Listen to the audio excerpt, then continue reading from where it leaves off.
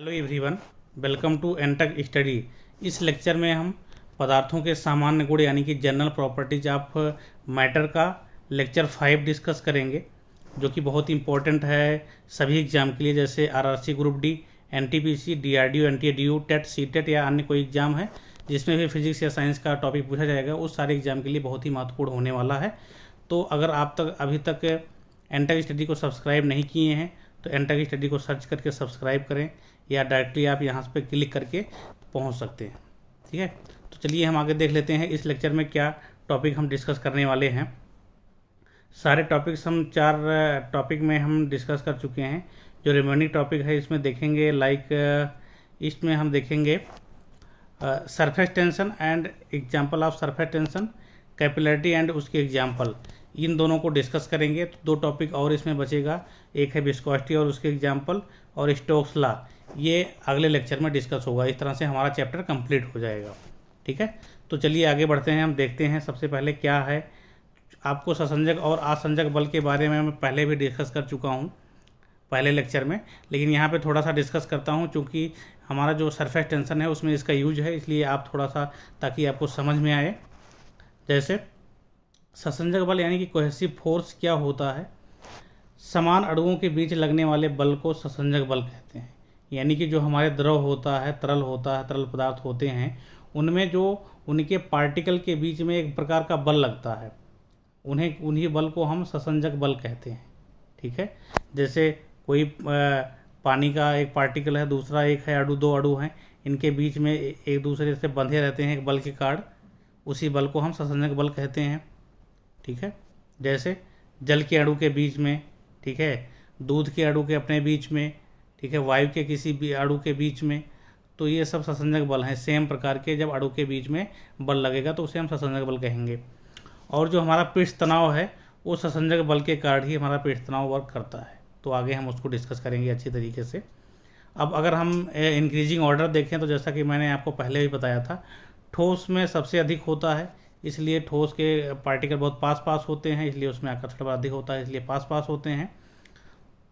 और द्रव के उससे कंपेरिजन में कम, और सबसे कम गैसों में होते हैं। ठीक है, अब हम आगे बढ़ते हैं, देखते हैं असंजक बल यानी कि एडहेसिव फोर्स। ठीक है, असमान अणुओं के बीच लगने वाले असंजक बल को, ठीक है, असमान अणु जो है उनके बीच लगने वाले बल को हम असंजक बल कहेंगे। जैसे पानी और दूध, यानी कि दूध में अगर आप पानी मिला दें तो दूध और पानी थोड़ा सा हल्का मिक्स होता है एक दूसरे में, तो वो किसके कारण होता है? असंजक बल के कारण। यानी कि एक जो है अणु है वो पानी का है, दूसरा दूध का है, इन दोनों को एक साथ मिला दिया गया तो इनके बीच आपस में मिल जाएंगे।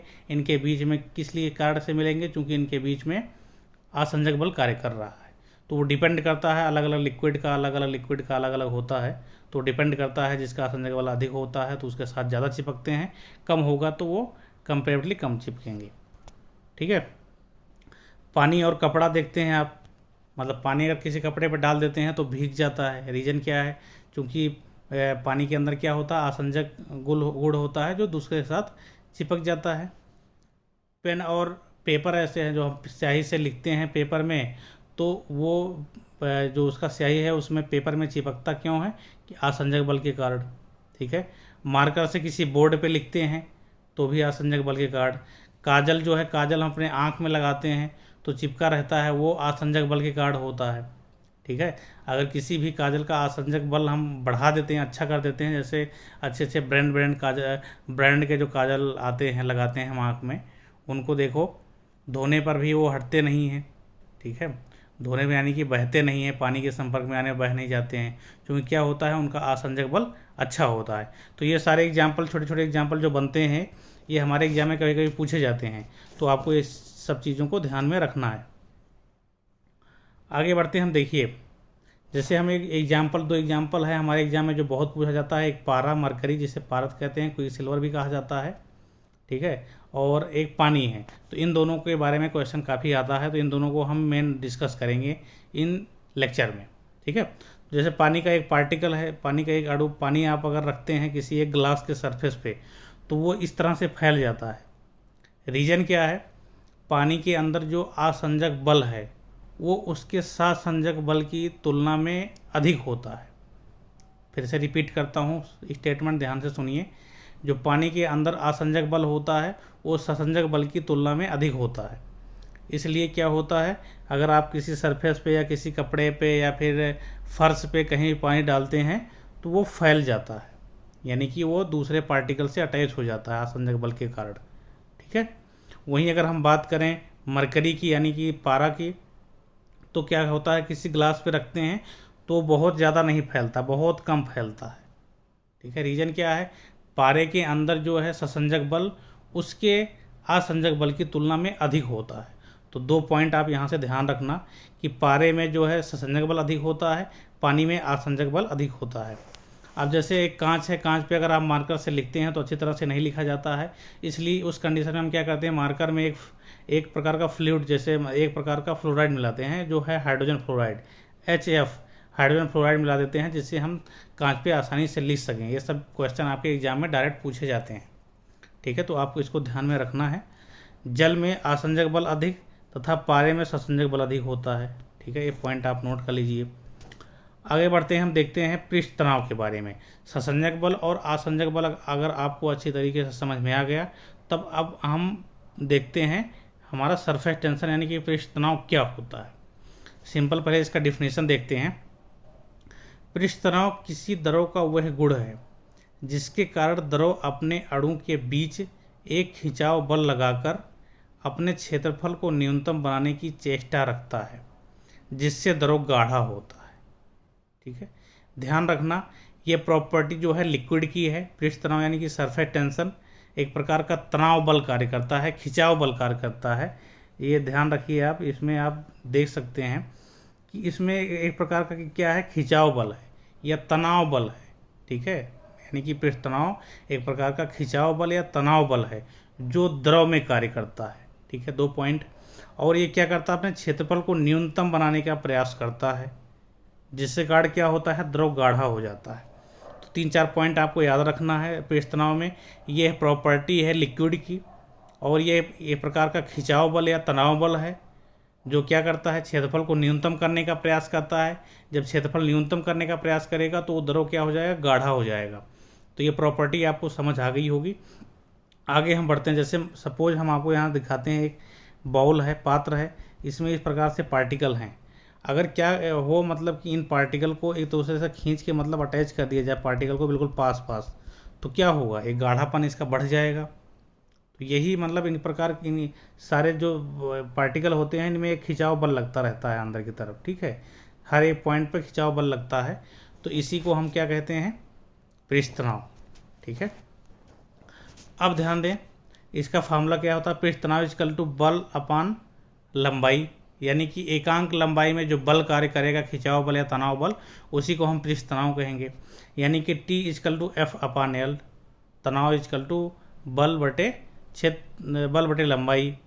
अगर इसको हम दूसरे रूप में कन्वर्ट करना चाहें तो कार्य बराबर Fs होता है, यानी कि कार्य बराबर बल इंटू विस्थापन होता है। ठीक है। यहाँ से अगर F की वैल्यू निकालें तो W/S आ जाएगा। अगर हम T इक्वल टू F/L वाले फार्मूले में रखते हैं तो T इक्वल टू क्या आ जाएगा, W/SL। S क्या है, विस्थापन है, L क्या है, लंबाई है। ठीक है। तो विस्थापन लंबाई यानी कि दोनों ही लंबाई है एक तरह से, तो हम लंबाई इंटू लंबाई क्या कहते हैं, एरिया हो जाता है। तो हमारा तनाव, पृष्ठ तनाव क्या होता है, T इक्वल टू कार्य बटे क्षेत्रफल। ठीक है। तो दोनों फार्मूला आपको याद रखना। अगर न्यूमेरिकल आता है या फिर इस पे बेस्ड मात्रक पूछे जाते हैं तो दोनों फार्मूला याद रखना है आपको। तनाव इक्वल टू बल बटे लंबाई या तनाव इक्वल टू कार्य बटे क्षेत्रफल, दोनों फार्मूला यहाँ से निकल के आता है। तो इसी आधार पे इसके 2 मात्रक आपको याद रखना है। जैसे आगे बढ़ते हैं, देखते हैं मात्रक।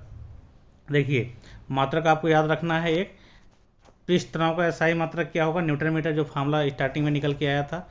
और दूसरा फार्मूला जो वर्क अपान एरिया से आया था वो क्या हो जाए, उसके अकॉर्डिंग क्या होगा, मात्रक जूल पर मीटर स्क्वायर होगा। ठीक है। इसी प्रकार से पृष्ठ तनाव, एक पॉइंट देख लेते हैं जो अक्सर एग्जाम में पूछा जाता है, शहद का पृष्ठ तनाव अधिक होता है। जैसा कि हम उसके डिफिनीशन को देखे थे कि द्रव गाढ़ा होता है, गाढ़ेपन का एक प्रकार से क्वालिटी होती है इसमें। तो शहद जो है उसके पार्टिकल जो हैं एक दूसरे के अधिक ज़्यादा खिंचाव बल लगाते हैं, एक अणु दूसरे अणु के बीच में खिंचाव बल अधिकतम होता है, इसलिए उसका क्या होगा, पृष्ठ तनाव अधिक होगा। पानी का उसी कंपेरिजन में कम होगा, एक केरोसिन का इन दोनों से भी कम होगा। तो 3 पॉइंट आपको याद रखना, अक्सर एग्जाम में पूछे जाते हैं। ठीक है, अब इस तरह के कुछ एग्जाम्पल देखते हैं जो कि बहुत ही इंपॉर्टेंट होता है। देखिए, अगर आप कम्पिटेटिव एग्जाम की तैयारी कर रहे हैं तो एग्जाम्पल्स को बहुत अच्छी तरीके से पढ़ें, समझ के पढ़ें, क्योंकि जो हमारे एग्जाम में क्वेश्चन पूछे जाते हैं वो एक व्यवहारिक टाइप के होते हैं। ठीक है, जनरल साइंस, सामान्य विज्ञान होता है, जिसमें क्या होता है, सामान्य विज्ञान में हमारे व्यवहारिक जीवन में जो हम घटनाएं घटित होती हैं, जो हम करते हैं, देखते हैं, उससे संबंधित क्वेश्चन पूछे जाते हैं। इसलिए एग्जाम्पल को अच्छी तरीके से प्रेफरेंस देना चाहिए और अच्छी तरीके से समझ के रखना चाहिए कि किस कंसेप्ट पे बेस्ड हैं। अगर आप उसके रीजन को फाइंड आउट कर लेते हैं कि ये क्यों होता है, तो वो क्वेश्चन आपको हमेशा के लिए याद रहेगा, एग्जाम में आप कभी भूलेंगे नहीं। इसीलिए हमने क्या किया है कि आपके एग्जाम्पल को विथ एक्सप्लेनेशन दे दिया है, ताकि आपको एक्सप्लेनेशन जब पता रहेगा तो आप तुरंत वहाँ पे मार्क कर पाएंगे कि किस सिद्धांत पे आधारित है ये उदाहरण। ठीक है, तो चलिए सबसे पहले हम देखते हैं पहला एग्जाम्पल। वर्षा की बूंदें या पानी के कण आदि गोलाकार होते हैं। ठीक है, ऐसा क्वेश्चन आता है, जब बारिश होती है तो उसके कण जो हैं गोलाकार होते हैं। ठीक है, स्फेरिकल शेप में होते हैं। उसका क्या रीजन है, तो पृष्ठ तनाव है उसका रीजन। ठीक है, इसमें कैसे हम फाइंड आउट करें, जैसे कोई पानी जो है यहाँ से हम गिरा के देखें तो जब वो नीचे गिरता है तो अपना एक गोलाकार रूप में हो जाता है। रीजन क्या है कि पृष्ठ तनाव की डेफिनेशन जैसे हम देखे थे, पृष्ठ तनाव क्या होता है, एक प्रकार का खिंचाव बल होता है जो उसके पार्टिकल, उसके अणु, मॉलिक्यूल के बीच में लगता है। ठीक है, तनाव बल या खिंचाव बल होता है। तो क्या होता है, ये क्या करेगा, अपने क्षेत्रफल को कम करने का प्रयास करेगा। ठीक है, तो सबसे कम क्षेत्रफल किसका होता है, अगर मान लो आपको किसी चीज़ को क्षेत्रफल कम करने के लिए बोला जाए तो गोलाकार का क्षेत्रफल सबसे कम होता है। लाइक अगर आपके पास एक ये रूमाल है, ठीक है, हैंकी है आपके पास, इसको बोला जाए आप क्षेत्रफल सब आप इसको जो है बिल्कुल कम कर लो, मुट्ठियाँ बंद कर लो। ठीक है, बिल्कुल इसका क्षेत्रफल कम कर दो, यानी कि आपको कहीं छिपाना है इसको, तो आप क्या करेंगे, इसको फोल्ड करके बिल्कुल छोटा करेंगे। छोटा करते करते आपको लगभग ऐसे ऐसे गोलाकार में कर लेंगे इस रुमाल को, यानी कि ये आयताकार से देखिए या वर्गाकार से कैसे आ गया, गोलाकार में। यानी कि अगर आपको रुमाल कहीं छिपाना है तो आप उसे फोल्ड करेंगे, बिल्कुल छोटा करने के लिए कैसे करेंगे, गोलाकार रूप में ही करेंगे। तो यहाँ से आप प्रैक्टिकली समझ सकते हैं कि जो गोलाकार होता है हमारा, उसका क्षेत्रफल सबसे कम होता है। यही कारण क्या है, जब बारिश की बूंदें जो है गोलाकार होती हैं, क्योंकि पृष्ठ तनाव के कारण क्या होता है, जो हमारा लिक्विड होता है उनके अणु के बीच में एक खिंचाव बल या तनाव बल कार्य करता है, जो उनके क्षेत्रफल को बिल्कुल कम करने का प्रयास करता है। तो क्षेत्रफल सबसे कम कब होगा, जब पार्टिकल क्या होगा, गोलाकार होगा। यही रीजन है कि हमारे जो वर्षा की बूंदें हैं वो गोलाकार होती हैं। ठीक है, आगे बढ़ते हैं, दूसरा एग्जाम्पल देखते हैं। दूसरा एग्जाम्पल हमारा क्या है, पतली सुई, हल्का गेंद, ब्लेड, पेपर पानी की सतह पर तैरता है। ठीक है, अब देखिए, जो हमारे मॉलिक्यूल होते हैं, जो लिक्विड के माया पानी के मॉलिक्यूल जो हैं, वो एक दूसरे के ओर फोर्स लगाते हैं, खिंचाव बल से बंधे रहते हैं। ठीक है, तो क्या होता है, उसके सतह पे एक तनाव उत्पन्न होता है। ठीक है, एक लेयर तनाव उत्पन्न होगा, तो हल्की वस्तुएं आप उसके ऊपर रखेंगे तो उसे वो डूबने दे देगी, क्योंकि एक सरफेस तैयार रहता है, पार्टिकल एक दूसरे को बांधे रहते हैं, खिंचाव बल के कारण एक दूसरे को बांधे रहते हैं, जिसके कारण उस पर आप हल्की पदार्थ जैसे सुई रखेंगे तो तैरेगी, अगर आप ब्लेड रख देते हैं तो तैरेगी, या फिर हल्का बॉल उस पर रखते हैं तो तैरती है। क्यों, क्योंकि इसकी जो सतह है, इस पर एक खिंचाव बल रहता है इनके अणुओं के बीच में, जिसके कारण इसे डूबने नहीं देते हैं, एक सतह तैयार कर लेती हैं, उसके ऊपर आप हल्की वस्तु आपकी तैरती है। ठीक है, तो आप इसको आर्किमिडीज सिद्धांत से कोरिलेट मत कर लेना, क्योंकि आपको मैं पिछले लेक्चर्स में आर्किमिडीज सिद्धांत भी बताया हूँ कि कोई द्रव जब मतलब डुबोई जाती है या किसी उसमें रखी जाती है तो वो तैरने का कंडीशन भी बताया हूँ कि वहाँ पे क्या होता है, उत्प्लावन बल कार्य करता है जो उसके द्रव के विस्थापित द्रव के बराबर होता है, तो तैरती है। लेकिन यहाँ पे ऐसा नहीं है। जब हल्के पदार्थ की बात करें, पेपर की बात करें, या फिर बॉल की बात करें, ब्लेड की बात करें, सुई की बात करें, पानी की सतह पर तैरती है तो पृष्ठ तनाव के कारण तैरती हैं। ठीक है, जब भारी वस्तुओं की हम बात करेंगे तो वहाँ पे क्या होगा, वो लिक्विड जो है अपने जो अपना जो बल है उनका जो भार है उससे अधिक लिक्विड डिस्प्लेसमेंट करेंगे, तो उत्प्लावन बल अधिक होगा, तो ये वस्तु तैरेगी, जैसे जहाज है। तो वो आर्किमिडीज सिद्धांत अलग है, यहाँ पे आपको पृष्ठ तनाव ही ध्यान में रखना है। ठीक है, आगे बढ़ते हैं, हम देखते हैं नेक्स्ट एग्जाम्पल। नेक्स्ट एग्जाम्पल में क्या है, स्थिर जल के सतह पर मच्छर की लार्वा तैरता है तथा इनको मारने के लिए मिट्टी का तेल डालते हैं। आप देखे होंगे कि जो नाली होती है, हम जहाँ रहते हैं नाली रहती है जिसमें पानी भरा रहता है, तो हम क्या करते हैं उसमें मिट्टी का तेल डाल देते हैं ताकि क्या हो, मच्छर जो है कहते हैं कि मच्छर पैदा ना हो। लेकिन रीज़न क्या होता है यहाँ मैं आपको अच्छी तरीके से समझाता हूँ। देखिए, पृष्ठ तनाव के कारण क्या होता है, मैंने बताया कि लेयर तैयार करती हैं सारे लिक्विड, तो उस पर जो हल्के पदार्थ होते हैं वो तैरते हैं। जैसे मच्छर है पानी में जब बनता है, जब मच्छर क्या होता है अपना अंडा जो देता है, जैसे लार्वा हम कहते हैं मच्छर का लार्वा, वो पानी की सतह पे क्या है तैरता है, चूंकि क्या है पृष्ठ तनाव के कारण तैरता है। लेकिन हम उसमें मिट्टी का तेल डाल देते हैं तो क्या होता है, मिट्टी का तेल केरोसिन ऑयल का क्या है, जो पृष्ठ तनाव होता है कम होता है। जैसे अभी ऊपर मैंने आपको बताया था पानी से भी कम होता है, तो वो पानी के साथ मिल जाता है और पृष्ठ तनाव को कम कर देता है। पृष्ठ तनाव कम होने पे क्या होता है, उसका लार्वा जो है पानी के अंदर डूब जाता है और मच्छर के जो बच्चे उसमें होते हैं उत्पन्न नहीं होते हैं, वो वहीं पे उनकी डेथ हो जाती है, यानी कि मर जाते हैं। ठीक है, तो यही रीज़न है जो हम मिट्टी का तेल डाल देते हैं। ठीक है, आगे हम जो अशुद्धियाँ मिलाते हैं, पृष्ठ तनाव घटता है जो बढ़ता है, उसको अच्छे से आगे एक टॉपिक में डिस्कस करेंगे अभी। ठीक है, तो फिलहाल आप यहाँ याद रखिए कि पृष्ठ तनाव कम हो जाने से जो है लार्वा डूब जाता है। ठीक है, अब आगे जैसे आप देखते हैं एग्जाम्पल पूछा जाता है, पेंट ब्रश को पानी में डालने पर सिकुड़ जाता है, या शेविंग ब्रश को पानी से निकालते हैं हम तो क्या सिकुड़ा रहता है। जैसे जैसे शेविंग ब्रश रहता है इस शेप का आप देखे होंगे, शेविंग का जो ब्रश रहता है, ठीक है, नाई के दुकान पे आप देखे होंगे, तो उसमें क्या करता है जब वो पानी में उसको ब्रश को डालता है फिर निकालता है तो इस रूप में हो जाता है, चिपक जाता है। रीज़न क्या है इसका, रीज़न यही है कि जब हम पानी के अंदर ब्रश को डालते हैं फिर बाहर निकालते हैं तो उसमें पानी के मॉलिक्यूल आ जाते हैं ब्रश में, और पानी के मॉलिक्यूल क्या होते हैं, एक मॉलिक्यूल दूसरे मॉलिक्यूल के बीच में क्या होता है, पृष्ठ तनाव कार्य करता है, यानी कि खिंचाव बल या तनाव बल कार्य करता है, जिससे वो क्या करता है अपने क्षेत्रफल को बिल्कुल कम करने का प्रयास करता है। तो अभी देखिए यहाँ पे क्षेत्रफल क्या था इसका, अभी क्षेत्रफल घट गया कितना हो गया, यानी कि पानी के कारण पानी इसके जो है हर एक मतलब छोटे छोटे जो इसके हेयर लगे हुए हैं इसमें इसके साथ चिपक जाता है, और पानी के पार्टिकल एक दूसरे के बीच में तनाव बल कार्य करते हैं, जिससे कारण क्या होता है इसका एरिया कम हो जाता है। ठीक है, इसी प्रकार से आप पेंट का ब्रश भी देखे होंगे, पेंट में डुबने बाहर निकालने पे जो उसका एरिया कम हो जाता है। आप नहाते हैं तो आपका बाल देखते हैं बहुत मतलब आपके बाल पे जब पानी पड़ता है तो चिपक जाता है।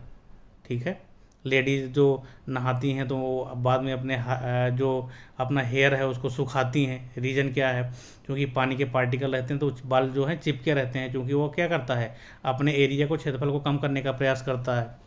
ठीक है, तो इसी प्रकार से एग्जाम्पल्स हैं जो अच्छे से पूछे जाते हैं एग्जाम में। अब हम आगे डिस्कस करते हैं कि जो पृष्ठ तनाव का प्रभाव, यानी कि इस पर टेम्परेचर का क्या इफेक्ट होता है, या फिर इसमें अशुद्धि मिलाने पे जो घुलनशील अशुद्धि है या अघुलनशील अशुद्धि मिलाने पे क्या प्रभाव पड़ता है, उस पर बेस्ट भी एग्जाम्पल पूछे जाते हैं, तो उसको हम डिस्कस करते हैं। जैसे पहला पॉइंट क्या है, ताप बढ़ाने से पृष्ठ तनाव कम हो जाता है और द्रव पतला होकर फैल जाता है। ठीक है, अब देखिए जो हमारे मॉलिक्यूल हैं, अणु हैं पानी के, वो क्या है खिंचाव बल के कारण एक दूसरे से बंधे हुए हैं, जिसे हम संसंजक बल कहते हैं। ठीक है, अब क्या करते हैं, अगर हम टेम्परेचर मतलब एक दूसरे को खींच के जुड़े हुए हैं, अगर आप क्या करें उनका टेम्परेचर बढ़ा दें, उनको गर्म करें, तो मॉलिक्यूल क्या होंगे वो मूव करने लगेंगे, यानी कि भागने लगेंगे एक दूसरे के बीच में। जो उनका आकर्षण बल है या फिर जिस प्रकार का भी बल है, संसंजक बल है, वो क्या है कम हो जाएगा, मॉलिक्यूल को गर्म करने पर कम हो जाएगा। और कम होने से क्या होगा, जब उनके बीच का बल कम हो जाएगा तो पृष्ठ तनाव कम हो जाएगा, और पृष्ठ तनाव कम होने से क्या होगा, द्रव पतला हो जाएगा, पतला होकर के क्या होगा फैल जाएगा। ये पॉइंट आप याद रखना कि जब किसी द्रव को हम गर्म करेंगे तो क्या होगा, उसके मॉलिक्यूल जो बीच का लगने वाला बल जो है वो कम हो जाएगा, जिससे कारण द्रव क्या होंगे दूर दूर थोड़ा उनके पार्टिकल के बीच में जो है गैप थोड़ा ज़्यादा मेंटेन हो जाएगा, और उनके बीच का जो बल है कम हो जाएगा, जिससे कारण क्या होगा, बल कम होने से क्या होगा पृष्ठ तनाव कम हो जाएगा, पृष्ठ तनाव कम होने से क्या होगा लिक्विड क्या होगा पतला हो जाएगा और फैल जाएगा। ठीक है, इतने पॉइंट आपको याद रखना है टेम्परेचर के इफेक्ट से। अब क्या होता है एग्जाम में पूछा जाता है एग्जाम्पल कि गर्म खाना या सूप जो है स्वादिष्ट लगता है, तो रीज़न क्या है इसका। देखिए सूप आप खाते हैं तो ये जो है गर्म रहता है तो आपको ज़्यादा टेस्टी लगता है, अगर यही ठंडा हो जाए टेस्टी कम लगता है। तो उसके पीछे रीज़न क्या है उसको मैं बताता हूँ। एग्जाम में आपके पूछा जाता है किस सिद्धांत पे आधारित है, तो आप क्या बताएंगे पृष्ठ तनाव के कारण।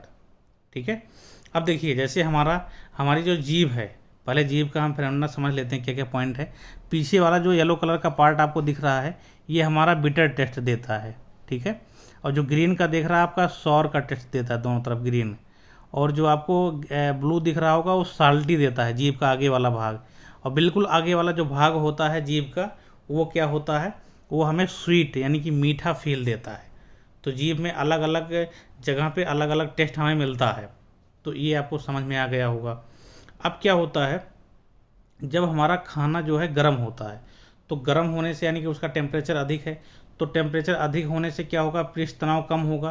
पृष्ठ तनाव कम होने से क्या होगा, द्रव पतला होगा और फैलेगा। जब पतला होगा तो ज़्यादा फैलेगा, एरिया पे ज़्यादा एरिया में फैलेगा, ठीक है। तो हम सूप को जो अपने जीभ पे रखते हैं, चूँकि गर्म है, इस कारण से क्या होता है, वो सारे दिशाओं में हर एक पॉइंट पे, जितने पॉइंट हमारे टेस्ट के लेने के अलग अलग पॉइंट हैं, सारे पॉइंट पे फैल जाता है। इसलिए हमें सारा स्वाद मिलता है, ठीक है। इसलिए हमें आसानी से सारे स्वाद मिल जाते हैं। इसलिए हमें गर्म खाना जो है या सूप अधिक स्वादिष्ट लगता है, ठीक है। इससे कंपेरिजन में जब ठंडा हो तो क्या करते हैं, ठंडा हो तो हम क्या करते हैं, जीभ पे रखते हैं तो पूरे हर एक पॉइंट पे नहीं फैलता है, तो उसको हम जीभ से फैलाते हैं ताकि हमें टेस्ट मिले, ठीक है। जबकि गर्म खाना क्या है, आसानी से जीभ पे फैल जाता है और सारे टेस्ट का हमें अनुभव मिलता है। इसी कारण से गर्म खाना या सूप जो है स्वादिष्ट लगता है। तो किससे कारण, पृष्ठ तनाव के कारण। आगे बढ़ते हैं। दूसरा पॉइंट हमारा क्या है, दूसरा पॉइंट इसमें है कि अगर उसका अपोजिट जस्ट होगा, अगर हम ताप घटाने से क्या होगा, पृष्ठ तनाव बढ़ जाता है। अगर हम टेम्परेचर को घटा देते हैं तो पृष्ठ तनाव क्या होगा, बढ़ जाएगा। पृष्ठ तनाव कैसे बढ़ होगा, टेम्परेचर को हम जब बढ़ाएंगे तो पार्टिकल क्या होंगे, पास पास आ जाएंगे और उनके बल जो है उनके बीच का जो बल है बढ़ जाएगा, जिससे कारण द्रव क्या होगा, गाढ़ा हो जाएगा। अगर पार्टिकल पास पास बिल्कुल आ जा रहे हैं, द्रव क्या होगा, गाढ़ा हो जाएगा और सिकुड़ जाएगा। पास पास आने से क्या होगा, उसमें सिकुड़न आ जाएगी। तो आपको ये याद रखना है, टेम्परेचर घटाने से पृष्ठ तनाव बढ़ जाता है। क्यों, क्योंकि उनके पार्टिकल के बीच लगने वाले बल जो है बढ़ जाएंगे और वो पास पास आ जाएंगे, तो पृष्ठ तनाव बढ़ जाएगा, जिससे कारण से द्रव क्या हो जाएगा, गाढ़ा हो जाएगा। और गाढ़ा होकर क्या हो जाएगा, सिकुड़न आएगी उसमें। तो आप एक एग्जाम्पल पूछा जाता है कि दूध को गर्म करने के बाद ठंडा करने पर मलाई का बनना, तो ये कैसे कैसे किस सिद्धांत पर आधारित है, कैसे बनता है ये, जो सिकुड़न होकर ऊपर की एक लेयर बन जाती है मलाई, जिसे हम मलाई कहते हैं, तो वो कैसे बनती है, अब दूध को हम गर्म करते हैं तो इस कंडीशन में रहता है, ठीक है। गर्म कर दिए, उसको जब ठंडा करने के लिए रख देते हैं तो उसके ऊपर एक लेयर बन जाती है, जो एक लेयर बन जाती है जिसे हम मलाई कहते हैं। तो वो क्यों बनती है, क्योंकि जब गर्म करते हैं तो दूध को जब ठंडा करने के लिए रख देते हैं तो क्या होता है, ठंडा होने में पृष्ठ तनाव क्या हो जाएगा, बढ़ जाएगा, जिससे कारण क्या होगा, द्रव गाढ़ा होगा और सिकुड़न होगा। तो क्या होगा, ऊपर की सरफेस देखे होंगे, यहाँ पे एक सिकुड़न की लेयर तैयार हो जाती है दूध में। तो वो जस्ट क्या है, पृष्ठ तनाव के कारण ही है, ठीक है। तो आशा करते हैं आपको सारे एग्जाम्पल अच्छे से समझ में आ रहे हैं। अगर कोई एग्जाम्पल ना समझ में आए तो आप ज़रूर कमेंट करें। आगे बढ़ते हैं, हम कुछ एक इफेक्ट देते हैं, पृष्ठ तनाव का अशुद्धि पे क्या प्रभाव पड़ता है, ठीक है। जो पृष्ठ तनाव है उसका अशुद्धि पे क्या प्रभाव पड़ेगा उसको हम डिस्कस करते हैं। जैसे द्रव में अत्यंत घुलनशील अशुद्धि मिलाने पर पृष्ठ तनाव बढ़ जाता है तथा द्रव गाढ़ा हो जाता है। रीजन क्या है, इसमें ध्यान से देखिए। कोई द्रव है, लिक्विड है, उसमें हम अगर अत्यंत घुलनशील अशुद्धि मिलाते हैं, ठीक है, बहुत ही जो घुल जाए, अत्यंत घुलनशील यानी कि दिखे ना, उसमें घुल जाए अच्छी तरीके से, तो उसका पृष्ठ तनाव बढ़ जाता है और द्रव गाढ़ा हो जाता है। तो जैसा कि हम डिस्कस किए, पृष्ठ तनाव होता ही क्या है कि दो पार्टिकल के बीच लगने वाले बल अधिक होते हैं, संसंजक बल के कारण ही पृष्ठ तनाव उत्पन्न होता है और द्रव गाढ़ा होता है, इसी रीजन के कारण, ठीक है। तो अब हम डिस्कस करते हैं कि कैसे घुलनशील बनने के जो है पृष्ठ तनाव क्यों बढ़ता है, क्योंकि उनके बीच फोर्स बढ़ जाता है, ठीक है, डेंस हो जाता है वो, ठीक है। अब देखिए, जैसे एग्जाम्पल है, पानी में नमक या चीनी मिलाना। ये सिंपल पानी है, जब उसमें आप नमक या पानी मिलाते हैं तो क्या होता है, वो गाढ़ा हो जाता है, यानी कि जो पार्टिकल होते हैं अच्छी तरीके से घुल जाते हैं और वो भी एक तरह से एक दूसरे पार्टिकल के बीच में क्या करते हैं, संसंजक बल कार्य करने लगते हैं उनके बीच, ठीक है, जिससे कारण पार्टिकल बहुत डेंस हो जाता है और उसका पृष्ठ तनाव क्या होता है, बढ़ जाता है। जैसे आप देखें एग्जाम्पल, पानी में आप सुई रखें तो तैरेगा। अगर आप वही सुई क्या है, अगर एक घोल बनाएं, चीनी या नमक का घोल बना लें बहुत गाढ़ा, उसमें रखें तो वो उसमें और भारी सुई होगी तो वो भी तैरेगी। रीजन क्या है कि उसमें पृष्ठ तनाव बढ़ चुका है, ठीक है। तो इसी प्रकार से इसका अपोजिट जस्ट अगर कम घुलनशील अशुद्धि यानी कि लगभग अघुलनशील अशुद्धि मिलाएं तो पृष्ठ तनाव क्या होता है, घट जाता है। जस्ट अपोजिट कम घुलनशील या घुलनशील मिलाने पे क्या होगा, पृष्ठ तनाव घट जाएगा और जिससे द्रव क्या होगा, पतला हो जाएगा। तो इसका जस्ट अपोजिट भी सही है। इसके बेस्ट एग्जाम्पल क्या पूछे जाते हैं, इस पे आधारित उसको हम देख लेते हैं। देखिए इस पे आधारित एग्जाम्पल क्या पूछा जाता है, मच्छर को मारने के लिए स्थिर जल में मिट्टी का तेल डाला जाता है, ये पूछा जाता है। अब देखिए मिट्टी का तेल, इसको हम जब डालते हैं जल में तो क्या होता है, ये कम घुलनशील है जल के साथ और पृष्ठ तनाव को क्या करेगा, ये कम कर देगा। जब उसके कम घुलनशील है पृष्ठ तनाव को क्या करेगा, कम कर देगा। पृष्ठ तनाव को कम होने से जो मच्छर के लार्वा क्या हैं वो पानी में डूब जाएंगे और पानी में डूबने से मच्छर जो है मर जाएंगे। तो यही कारण है क्या है कि मच्छर को मारने के लिए हम मिट्टी का तेल उपयोग करते हैं। ठीक है, जो नाली रहती है उसमें मिट्टी तेल डाल देते हैं, तालाब में मिट्टी तेल डाल देते हैं ताकि जो मच्छर के लार्वा हों जो हैं उसमें डूब जाएं और मर जाएं। ठीक है, अब कपड़ों को धोने के लिए साबुन या तथा अपमार्जक का प्रयोग किया जाता है। रीजन क्या है, साबुन या अपमार्जक क्या है, एक प्रकार का ऐसा पदार्थ है, डिटर्जेंट है जो कम अघुलनशील अशुद्धि है या अघुलनशील अशुद्धि है। तो ये क्या काम करता है, जब पानी में हम मिलाते हैं तो इसके पृष्ठ तनाव को कम करता है। इसके पृष्ठ तनाव को कम जब करेगा तो क्या होगा, ये लिक्विड क्या होगा, यानी कि पानी पतला हो जाएगा और पतला होकर के जो हमारे कपड़े हैं उसके रेशे हैं उसके अंदर घुस के जो उसके अंदर अशुद्धि, उसके अंदर मैल होता है या दाग धब्बे होते हैं उनको निकाल देता है। ठीक है, तो कपड़ों को धोने के लिए साबुन या अपमार्जक का उपयोग करते हैं। तो ये पृष्ठ तनाव पे किस प्रकार से आधारित है आपको समझ में आ गया होगा। अब आगे हम बढ़ते हैं, नेक्स्ट एग्जाम्पल देखते हैं। देखिए समुद्र के लहरों को शांत करने के लिए उनमें तेल डाल दिया जाता है। देखो ये लोग तेल इसमें डाल रहे हैं समुद्र की लहरों को कम करने के लिए। तो रीजन क्या है, जैसे समझते हैं, जैसे पानी के जो हैं ये पानी के छोटे छोटे पार्टिकल हैं जो कि समुद्र के हैं, इस पे क्या है, इस पे एयर है, इसके ऊपर एयर है, एयर एक फोर्स लगाती है तो इस तरह से इसमें लहरें बन रही हैं पानी में। ठीक है, आप देख सकते हैं इस तरह से लहरें बन रही हैं, इसमें पानी के फोर्स उस पर लग रहा है इसलिए लहर उसमें क्रिएट हो रही है। अब इसका पृष्ठ तनाव है, एक पानी का एक पृष्ठ तनाव है। ठीक है, अब इसमें क्या करते हैं हम, तेल डाल देते हैं। अब तेल के डालने से क्या होगा, इसका पृष्ठ तनाव कम होगा। ठीक है, इसका पृष्ठ तनाव पानी के पृष्ठ तनाव की अपेक्षा में तेल की पृष्ठ तनाव जो है जो कम होता है वही ऑयल हम उसमें डालते हैं। तो इसके साथ क्या होता है, इसके ऊपर एक लेयर बनाता है तेल। ठीक है, एक प्रकार से लेयर बनाता है। तो अब इस कंडीशन में क्या होता है, अब इस पर जब हम ऑयल डालने के बाद क्या होता है, जब इस पर एयर जब इस पर फोर्स लगाती है तो चूंकि ये पानी इस पर तेल मिक्स होकर के एक लेयर क्रिएट कर चुके हैं जिसका पृष्ठ तनाव जो है पहले पानी की अपेक्षा जो है इसका पृष्ठ तनाव कम है। अब पृष्ठ तनाव कम है तो एयर जैसे इस पर जो है फोर्स लगाएगी तो इसमें क्या होगा, लहर ना बन के इनके बीच, चूँकि पृष्ठ तनाव कम हो गया है तो इनके जो पार्टिकल हैं या इनके मॉलिक्यूल हैं उनके बीच का बल जो है कम हो गया है। तो एयर जैसे इस पर बल लगाएगी तो ये क्या करेंगे, उस बल को विस्थापित कर देंगे। ठीक है, अगर इन्हीं के बीच क्या होता, पृष्ठ तनाव अधिक होता तो एयर जब लगाती तो ये क्या होते, इसके मॉलिक्यूल ऊपर उठ के नीचे गिरते, ऊपर उठ के नीचे गिरते, यानी कि एक लहर बनाते। लेकिन अभी क्या है, पृष्ठ तनाव कम है तो इनके पार्टिकल यानी कि मॉलिक्यूल के बीच में क्या है, बल जो है कम कार्य कर रहा है। इस कारण से एयर द्वारा जो फोर्स लगाएगा वो क्या करेंगे, इसको डिस्प्लेस कर देंगे, मतलब विस्थापित कर देंगे इसको फोर्स को, और लहरें नहीं उत्पन्न होती हैं। तो यही कारण है क्या है, समुद्र के लहरों को शांत करने के लिए उनमें तेल डाल दिया जाता है। ठीक है, तो ये भी एग्जाम्पल किस पे बेस है, पृष्ठ तनाव पे। ठीक है, आगे बढ़ते हैं हम केशिकात्व का डिस्कस करते हैं। ये सारे पॉइंट जो हम डिस्कस कर रहे हैं आपके एग्जाम में, जो प्रीवियस एग्जाम में पूछे गए हैं वहाँ सारे से पॉइंट उठा के आपके लिए कंटेंट तैयार करते हैं।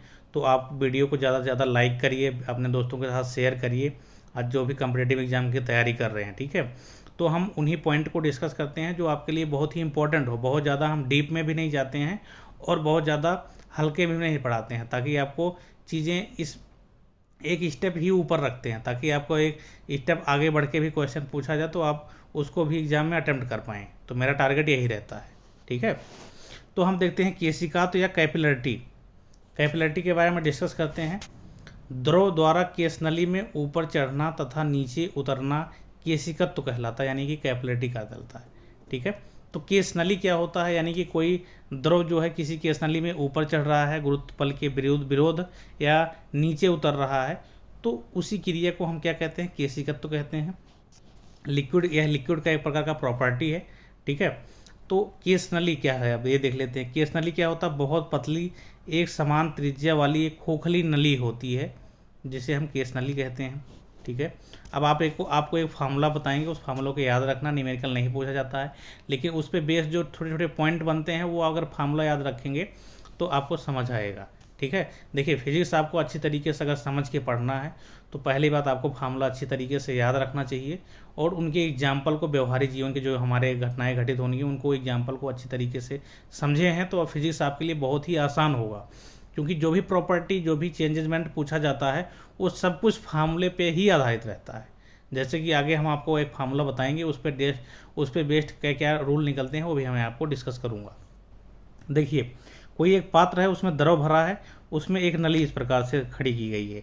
अब नली में क्या है, इसमें द्रव देखिए ऊपर की तरफ चढ़ गया है इस लेवल तक, ठीक है। तो इस क्रिया को हम क्या कहते हैं, केशिकत्व कहते हैं। तो इसमें देखिए फाल होता है या फिर राइज होता है, दो प्रकार से बनता है। तो हमारे एग्जाम में जो बनते हैं, हम वाटर के बारे में और मरकरी के बारे में दो चीज़ क्वेश्चन पूछे जाते हैं, तो इन्हीं दो को हम बेस लेके डिस्कस करेंगे सारी चीज़ों को। तो आगे बढ़ते हैं। देखिए इसमें जो है पानी जो है द्रव की सतह से जो ऊंचाई पे उठता है या ऊंचाई पे उठ गया मान लो, तो इसको हम फार्मूले के साथ समझते हैं तो ज़्यादा समझ में आएगा। देखिए फार्मूला है ये, इसमें जो हमारा पात्र में पानी भरा था या द्रव भरा था, उससे एच ऊंचाई पे सपोज हमारा जो है पानी उठ गया, किसमें, केस नली में। तो एच का फार्मूला क्या होगा, हाइट के आधारित क्वेश्चन पूछे जाते हैं। और इसमें एक फाल देखने को मिलता है जो स्पर्श कोण इसके साथ थीटा कोण बनाता है, इसे हम स्पर्श कोण कहते हैं, ठीक है। और इसकी एक त्रिज्या होती है स्मॉल आर कहते हैं इसे, ठीक है। तो स्मॉल आर क्या है, त्रिज्या है। द्रव का घनत्व मान लेते हैं स्मॉल डी है, स्मॉल जी क्या है, गुरुत्वीय त्वरण है। तो हमारे पास जो हाइट, जो रेंज होगा द्रव केस नली में, उसका एक फार्मूला निकल के आता है। एच इक्वल टू होता है 2t cos थीटा अपन आर डी जी, जहाँ पे टी क्या है, पृष्ठ तनाव है, सरफेस टेंशन। थीटा क्या है, स्पर्श कोण है, यानी कि जो हमारा फाल देखने को मिल रहा है इसके साथ ये, ठीक है, ये थीटा कोण है। और आर क्या है, त्रिज्या है, इसकी त्रिज्या है केस नली की, ठीक है। डी क्या है, डी लिक्विड यानी कि पानी जो है या फिर द्रव जो भी है उसका घनत्व है। जी गुरुत्वीय त्वरण है जिसका मान 9.81 मीटर पर सेकंड स्क्वायर होता है। तो ये फार्मूला आप याद रखिए, इस फार्मूले पे आधारित हम एग्जाम्पल डिस्कस करते हैं। आगे बढ़ते हैं। देखिए पानी और पारा में केशिकत्व यानी कि capillarity in water and mercury में देखते हैं, जो कि एग्जाम में पूछे जाते हैं। बहुत ही इंपॉर्टेंट पॉइंट है। जल में आसंजक बल अधिक तथा पारा में ससंजक बल अधिक होता है। ये मैंने ऑलरेडी आपसे डिस्कस कर लिया कि जल में जो है आसंजक बल अधिक होता है ससंजक बल की तुलना में। दोनों प्रॉपर्टी उसके अंदर होती हैं, दोनों प्रॉपर्टी होती हैं, यानी कि पानी से पानी के अणु के बीच में लगने वाले बल को ससंजक बल कहेंगे, और पानी से दूसरे अणु के बीच में लगने वाले, पानी के अणु से और दूसरे पदार्थ के अणु जैसे कांच के अणु के बीच लगने वाले बल को हम क्या कहेंगे, आसंजक बल कहेंगे। तो जल में क्या है, आसंजक बल जो है ससंजक बल की तुलना में अधिक होता है। पारा में ससंजक बल अधिक होता है आसंजक बल की तुलना में, ठीक है। तो समानता एक पॉइंट पूछा जाता है एग्जाम में, जो मैंने आपको यहाँ डिफाइन कर दिया हूँ। जो द्रव का कांच भिगोता है वो केस नली में ऊपर की ओर चढ़ता है, जो द्रव कांच को नहीं भिगोता है वो नीचे उतर जाता है। जैसे आप देख रहे हैं ये पानी है, अगर किसी पात्र में पानी भरा है उसमें आप केस नली डालते हैं तो केस नली में पानी क्या है, ऊपर की ओर चढ़ जाएगा। जबकि अगर पारा डालेंगे तो केस नली में क्या है, पारा नीचे की ओर गिर जाएगा। तो ये आप सीधे सीधे एग्जाम में पूछा जाता है, इसको ध्यान रखिए। और दूसरा क्या है, नवचंद्रक है। देखिए नवचंद्रक किससे कहते हैं, ये भी पूछा जाता है, यानी कि मिनिस्कस नवचंद्रक। पानी में देखिए जब हम किसी ट्यूब में पानी भरते हैं, किसी ट्यूब के अंदर पानी भरते हैं जो एक केस नली टाइप का होता है, तो उसमें आप देखेंगे जो पानी है वो इस तरह से होता है और जो मरकरी है इस तरह से रहता है। मतलब कि मरकरी जो है उसमें फाल रहता है और जो जो हमारा वाटर होता है उसमें ऊपर की तरफ चढ़ा रहता है, ठीक है। रीजन क्या है, रीजन इसमें क्या है कि जब हम पानी किसी मान लो प्रखनली में आप डालते हैं या फिर कोई केस नली है उसमें आप पानी डाल रहे हैं, तो जो पानी में आपको ये पता है आसंजक बल अधिक होता है, तो हमारा जो कांच के अणु हैं और पानी के अणु, उनके बीच जो है असंजक बल अधिक होगा, जिससे कारण पानी क्या होगा, कांच के अणु के साथ मिलने का प्रयास करेगा और ऊपर को उठेगा। दोनों साइड देखो आप, ऊपर उठा है। ठीक है, ध्यान से देखेंगे, इसमें जो है पानी क्या है, दोनों साइड कांच के जो सतह है, सरफेस है, उसकी तरफ खींचा हुआ है, यानी कि असंजक बल अधिक होने के कारण उसके तरफ खींच गया है। ठीक है, सिमिलर अगर आप देखें कि जो मरकरी होता है उसमें ससंजक बल अधिक होता है, यानी कि जो मरकरी के अणु होते हैं उनके बीच बल जो है अधिक होता है रिस्पेक्ट टू असंजक बल। तो इसमें क्या होता है कि जो परखनली है यानी कि केस नली है, उसमें उसके जो पार्टिकल है, उसके अणु हैं, उनके बीच और इनके बीच में जो है असंजक बल जो है कम है। तो इस रीजन से क्या है, ये जो है इससे दूर भाग रहा है। ध्यान से देखो, दूर भाग रहा मान, यानी कि इस तरह से है, दूर भाग रहा है, इसका जो ये सतह है इससे दूर भाग रहा है, यानी कि अपने पार्टिकल के बीच ही सिमटना चाह रहा हो। इस कारण से उसमें इस तरह से शेप बन के आता है। तो ये यहाँ से एक पॉइंट निकलता है, इस प्रकार के शेप को या इस प्रकार के शेप को हम क्या कहते हैं, मिनिस्कस यानी कि नवचंद्रक कहते हैं। ठीक है, यही नवचंद्रक है या मिनिस्कस है। तो पूछा जाता है पानी में कैसा होता है, तो पानी में नवचंद्रक यानी कि मिनिस्कस अवतल लेंस तथा पारे में उत्तल लेंस की भांति व्यवहार करता है। यानी कि आप देख रहे हैं पानी में इस तरह से है और पारे में अगर आप देख रहे हैं तो पारे में इस तरह से है, यानी कि ये उत्तल लेंस है, ये अवतल लेंस की तरह भांति व्यवहार करता है। तो डायरेक्ट एग्जाम में आपके पूछा जाता है, तो आप इसको ध्यान में रखना। आगे बढ़ते हैं, हम देखते हैं स्पर्श कोण यानी कि angle of contact. Angle of contact क्या होता है, स्पर्श कोण क्या होता है। देखिए, जो सरफेस से मतलब जिस तरह से जैसे पानी है तो इस तरह से बनाता है अपना मिनिस्कस, और जो है पारा इस तरह से बनाता है। तो उसके साथ जो सतह के साथ जो स्पर्श रेखा खींची जाती है, उस स्पर्श रेखा से जो एंगल ये बनता है सतह से, उसी को हम क्या कहते हैं, उसी को क्या कहते हैं, स्पर्श कोण कहते हैं। यहाँ ध्यान से देखिए, H = 2t cos theta upon RdG, जहाँ थीटा क्या है, वो थीटा स्पर्श कोण ही है। तो यहाँ से दो कॉन्सेप्ट बनते हैं बहुत ही इंपॉर्टेंट, केस 1 और केस 2। इसको आपको मैं बताता हूँ। देखिए, अगर थीटा की वैल्यू जो है लेस देन 90 डिग्री है तो H का मान अधिक होगा, तथा वस्तु जो है वह लिक्विड क्या करेगा, वस्तु को भिगो देगा। अब यहाँ पे हम समझते हैं फार्मूले से। देखिए, कास थीटा है, ठीक है, कास थीटा को जैसा कि आपको पता है कास 90 की वैल्यू 0 होती है, और कास थीटा से पहले जो वैल्यू होती है वो प्लस में होती है, और कास 90 अंश के बाद की वैल्यू जो 180 अंश तक हम आगे चलते हैं वो वैल्यू निगेटिव होती है। यानी कि अगर हमें ये कहा जाए कि 0 से लेकर के 180 तक हम जब जाते हैं तो हमारा कास थीटा की वैल्यू जो है पहले घटती है, फिर 0 होती है, फिर इसके बाद बढ़ती है, यानी कि -1 0 +1। यानी अगर हम 90 अंश के पहले देखें तो वैल्यू प्लस, और 90 अंश के बाद देखें तो वैल्यू माइनस। यानी कि 90 अंश से पहले कास थीटा की वैल्यू अधिक और 90 अंश के बाद कास थीटा की वैल्यू कम। ठीक है, इतना समझ में आ गया आपको।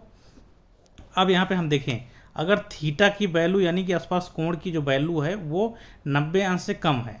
अब देखिए पानी वाला कंडीशन देखिए, ये 90 डिग्री से कम है यानी कि न्यून कोण हो, तो उस कंडीशन में क्या होगा, उस कंडीशन में क्या होगा, देखो न्यून कोण हो, उस कंडीशन में क्या होगा, कास थीटा की वैल्यू 90 अंश से कम हो, यानी 90 अंश की कम हो तो कास थीटा की ओवरऑल वैल्यू क्या होगी, अधिक होगी, और अधिक होने से क्या होगा, H की वैल्यू अधिक होगी, क्योंकि वो अंश में है। कास थीटा की वैल्यू अधिक होने से H की वैल्यू अधिक होगी, यानी कि जो हमारा सरफेस है जहाँ तक पानी भरा, अगर हम इसमें कोई ट्यूब डुबोते हैं तो पानी का जो चढ़ेगा उसमें वो तल जो है हाइट H, उसकी वैल्यू अधिक आएगी। यानी कि उसकी वैल्यू जितनी ही कम थीटा की वैल्यू होगी, वो उसमें जो केस नली में जो दरों का स्तर जो चढ़ेगा वो उतना ही अधिक होगा। थीटा की वैल्यू यानी कि स्पर्श कोण की वैल्यू का मान जितना कम होगा, H का मान उतना अधिक होगा, यानी कि केस नली में दरों उतना अधिक ऊपर तक चढ़ेगा। ठीक है, तो यहाँ से आपका कंसेप्ट समझ में आया होगा। और इसका जस्ट अपोजिट, अगर थीटा की वैल्यू जितना अधिक होगा, यानी कि कास थीटा की वैल्यू उतनी कम होगी, और कास थीटा की वैल्यू जितनी कम होगी H की वैल्यू उतनी ही कम होगी। ठीक है, यानी कि केस नली में द्रव उतना कम डिस्टेंस पे चढ़ेगा या फिर गिर जाएगा।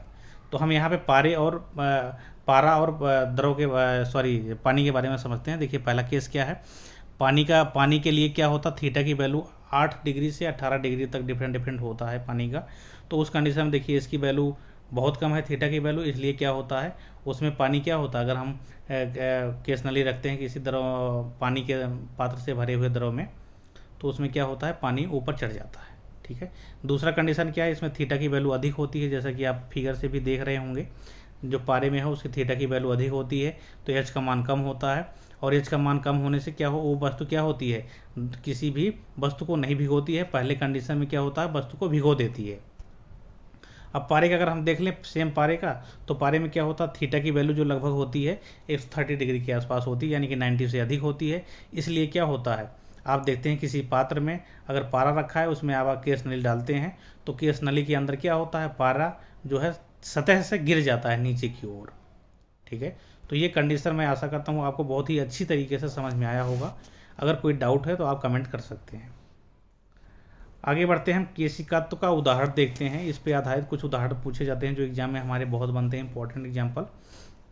जैसे लालटेन या लैंप की बत्ती में तेल का चढ़ना। ठीक है, तेल का चढ़ना, H equal to 2t cos theta upon RDG। इसको ध्यान में रखेंगे तो आप हर जगह सफल रहेंगे। देखिए अब इसमें क्या है कि अब जो हम नीचे एक लगाते हैं कपड़े का या फिर एक रेसा लगाते हैं जिससे हम ऊपर निकाल देते हैं, उसमें मतलब जलता रहता है। कंटिन्यू रीजन क्या रहता है इसमें, इसमें पतले पतले केस नली होते हैं। ठीक है, पतली पतली केस नली होती हैं, जिससे कारण क्या होता है, देखिए केस नली हमारी जो केस नली की जो त्रिज्या होती है अगर बहुत ही पतली है तो द्रव उसमें बहुत ही ऊपर तक चढ़ेगा। रीजन फार्मूले से आप देख रहे होंगे, h equal to 2t cos theta upon RDG। ठीक है, h equal to 2t cos theta upon RDG। तो इसमें क्या है, आर क्या है, केस नली की त्रिज्या है। अगर केस नली जितना त्रिज्या जितनी कम होगी, हाइट उतना कम होगा, यानी कि जितना त्रिज्या कम होगा जो हमारा द्रव होगा उस केस नली में उतना ऊपर चढ़ेगा। इसलिए इसमें द्रव कंटिन्यू ऊपर चढ़ता रहता है और ये लैंप जलता रहता है। आगे बढ़ते हैं, दूसरा एग्जांपल देखते हैं। हमारा क्या है दूसरा, पतला या ब्लॉटिंग पेपर, स्याही डालने पर स्याही का फैलना। इसमें स्याही कैसे फैलता है, पतला पेपर हो कि ब्लॉटिंग पेपर जिसे हम कहते हैं, उस पर आप स्याही अगर डाल देते हैं तो फैलने लगता है, स्याही अपने आप धीरे धीरे फैलता रहता है। रीजन क्या है, उसमें पतली पतली केस नलियाँ पाई जाती हैं जिसके थ्रू क्या होता है, द्रव जो है या स्याही अपने आप फैलता रहता है। ठीक है, यही रीजन है। आगे बढ़ते हैं, आप देखते हैं जो हमारे जो पेड़ पौधों या शाखाओं में जो खनिज, चूँकि हमारा जो पेड़ की जड़ होती है, इसके बाद जो हरे भरे पेड़ पौधे होते हैं वो काफ़ी ऊपर होते हैं, तो उनके अंदर खनिज लवणों का जो संचरण होता है, पानी का संचरण होता है, वो कैसे होता है, केस नली के द्वारा होता है। पतली पतली केस नलियाँ होती हैं जिसके कारण ज़मीन में रूट से जो है पानी और खाद, खनिज पदार्थ जो हम खाद देते हैं उनको, वो सारे प्रोडक्ट जो है सारे केस नली के माध्यम से वो सारे पेड़ के शाखाओं में पहुँचाते हैं। तो ये किस पर डिपेंड है, केशिकात्व पे। ठीक है, वर्षा के पश्चात किसान खेत की सिंचाई कर देते हैं ताकि नमी क्या रहे, बनी रहे, ताकि नमी बनी रहे। तो किसके कारण होता है, उसमें देखिए खेत में जब बारिश होता है तो उसमें पतली पतली केस नली होती हैं। अब पतली पतली केस नलियाँ होती हैं तो उसमें क्या होता है, उसका जो है रेडियस बहुत ही कम होता है, जिससे कारण क्या होता है, जब पानी बारिश हो जाता है तो खेत में भरा रहता है, धीरे धीरे क्या होता है वो नीचे चला जाता है ज़मीन में। तो वो केस नली, पतली पतली केस नलियाँ होती हैं जो कि मिट्टी में होती हैं, उसमें पानी भरा रहता है, जिससे कारण क्या होता है, वो धीरे धीरे वाष्पोत्सर्जन क्रिया के कारण धीरे धीरे बाहर निकल जाती हैं और वो वाष्पित हो जाती हैं। ठीक है, केस नली में पानी भरे होने के कारण आराम से पानी वाष्पित हो जाते हैं। तो क्या होता है, बारिश होने के बाद किसान जो है खेत की जुताई कर देता है ताकि नमी बनी रहे। उसमें क्या होता है, केस नली जो पतली पतली केस नलियाँ होती हैं वो टूट जाती हैं। टूट जाने के कारण क्या होता है, पानी उसमें मेंटेन रहता है, इससे नमी बरकरार रहती है। ठीक है, अब इसमें देखें, अब हम इसमें ये भी डिस्कस करते हैं कि जो हमारी हाइट है वो किस किस पे डिपेंड करता है। एक तो सरफेस टेंशन यानी पृष्ठ तनाव पे डिपेंड करता है। ठीक है, एंगल पे डिपेंड करता है, स्पर्श कोण पे, केस नली की त्रिज्या पे डिपेंड करता है, द्रव के घनत्व पे डिपेंड करता है और गुरुत्वीय त्वरण पे डिपेंड करता है। ठीक है, तो हम यहाँ पे पॉइंट डिस्कस करेंगे। इस पॉइंट को मैं यहाँ पे लिखा नहीं हूँ, डायरेक्ट फार्मूले से आप कोरिलेट करना। अगर एग्जाम में कोई पॉइंट पूछा जाता है डीप में तो आप डायरेक्ट मार्क कर पाएंगे। अगर पूछता है कि अगर किसी द्रव का पृष्ठ तनाव अधिक है तो उसमें क्या होगा, वो द्रव जो है केस नली में अधिक ऊंचाई तक चढ़ेगा, कम ऊंचाई तक चढ़ेगा। तो आपका रीजन क्या होगा, आप यहाँ पे देख रहे हैं टी जो है पृष्ठ तनाव अंश में है। अगर पृष्ठ तनाव बढ़ेगा तो क्या होगा, हमारा पृष्ठ तनाव बढ़ने से क्या होगा, हाइट जो हमारा केस नली में हाइट है जो है वो बढ़ेगी। ठीक है, पहला पॉइंट। और दूसरा पॉइंट क्या है, स्पर्श कोण के बारे में डिस्कस कर ही दिया, और रेडियस के बारे में डिस्कशन हो गया कि रेडियस जितना कम होगा उतने हाइट तक जो है द्रव चढ़ेगा केस नली में। अब डी क्या है, डेंसिटी। डेंसिटी जितना कम होगा, घनत्व यानी कि किसी भी द्रव का घनत्व जितना कम होगा वो केस नली में उतना ही ऊपर चढ़ेगा। ठीक है, ये भी समझ में आ गया। और गुरुत्वीय त्वरण जहाँ पे कम होगा वहाँ पे अधिक चढ़ेगा, क्योंकि गुरुत्वीय त्वरण क्या होता है, नीचे की तरफ कार्य करता है। अगर जहाँ पे गुरुत्वीय त्वरण कम होगा वहाँ पे द्रव ज़्यादा ऊंचाई तक चढ़ेगा, जहाँ पे गुरुत्वीय त्वरण का मान कम होगा वहाँ पे द्रव जो केस नली में है कम ऊंचाई तक चढ़ेगा रिस्पेक्टिवली। ठीक है, तो ये सब पॉइंट आप डायरेक्ट इस फार्मूले से जान पाएंगे। तो इस फार्मूले को याद रखिए, कोई भी डीप क्वेश्चन पूछा जाएगा तो इस फार्मूले से आप कोरिलेट करके एग्जाम में मार्क कर पाएंगे। ठीक है, तो आगे बढ़ते हैं। इस लेक्चर में हम इस लेक्चर को यहीं समाप्त करते हैं। इसमें सारे पॉइंट को हमने कवर कर दिया जो भी आपके एग्जाम के लिए इम्पोर्टेंट है। ठीक है, अगर कोई भी क्वेश्चन पूछा जाता है तो इस टॉपिक में यहीं से पूछा जाएगा, आपको सारे क्वेश्चन बहुत आसानी से कर पाएंगे। आप प्रीवियस ईयर के क्वेश्चन को उठा करके देखेंगे तो आप सारे क्वेश्चन को कर पाएंगे। ठीक है, तो अच्छे से आप नोट बनाइए, पढ़ाई करिए, खुश रहिए। तब तक के लिए bye bye, take care, thanks for watching this video.